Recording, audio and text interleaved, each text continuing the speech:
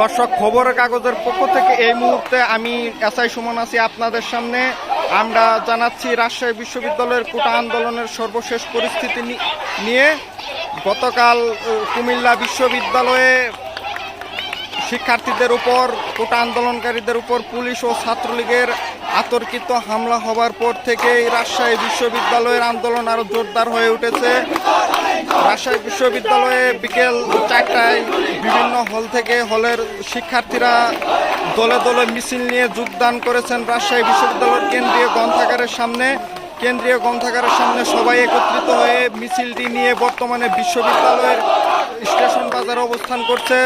দর্শক, স্টেশন বাজারে আসার আগে মিছিলটি তাদের দাবি নিয়ে বিভিন্ন হল প্রদক্ষিণ করেছে।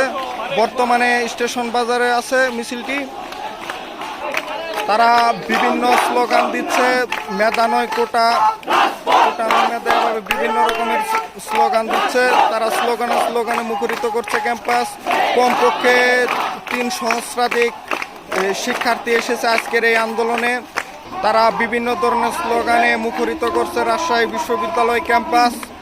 এই মুহূর্তে আমরা দেখতে পাচ্ছি এই এত বড় মিছিল যেন মানুষ শেষই হচ্ছে না।